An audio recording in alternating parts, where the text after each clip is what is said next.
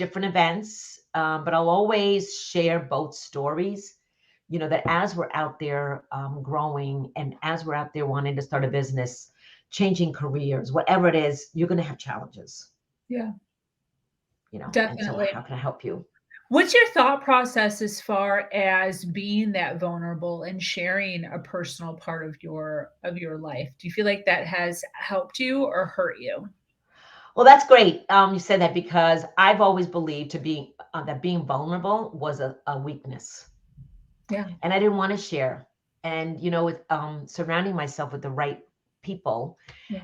you have to feel your feelings, and it's okay to be vulnerable. People need to hear just what you're doing, your stories. Everybody needs to hear their stories because you just don't know what someone else is going through. And if you don't share it and be vulnerable, being authentic, being transparent. I'm not saying to be out there all the time and sharing, your story. But people want to hear it. People want to hear it. And I'm going to feel my feelings.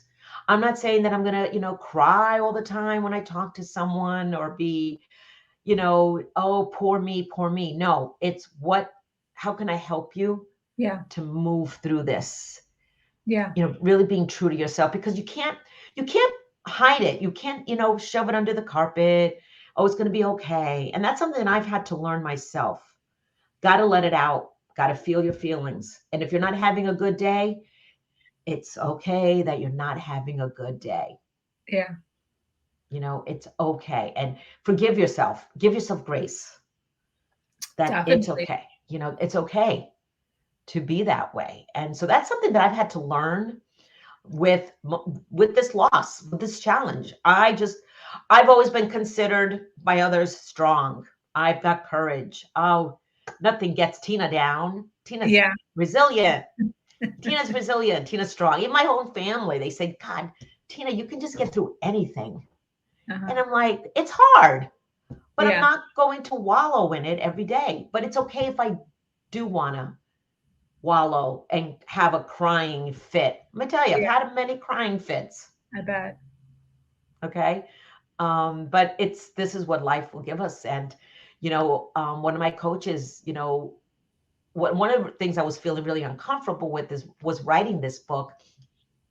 I didn't want to make money off of a personal tragedy. Okay. And I really felt unauthentic. I didn't feel good about it. And in talking to my coach, he said, let's shift your mindset now. Let's talk about that. Think of the women, the moms and the dads you can help, Yeah. because there are people out there that need to hear it. Yeah. And one of the things we did, my coach, he's located in Texas, and I donated books for the Uvalde, Texas um, kids that passed away, unfortunately, in Texas.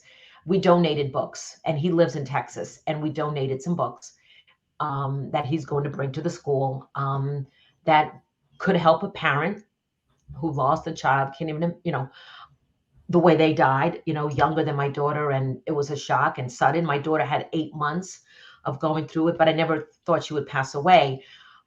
And so my heart goes out for those parents. Wow. Any parent today, anytime I hear someone lost their child, Yeah. I feel it in my heart. I just can so relate to it Wow. because I've Yeah. gone through it myself. Yeah.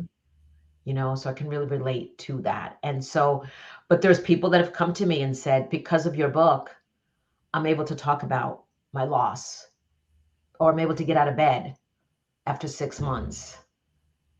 And I Yeah. said, wow, I didn't realize that. So you just never know who you're going to touch with your stories. Yeah. I think it's also important to recognize, a lot of times I think individuals see on social media people airing their laundry, Mm, but they're airing it in like a negative, passive aggressive type of way. And I think it's important that we can all learn from your story if it's presented in a way to teach.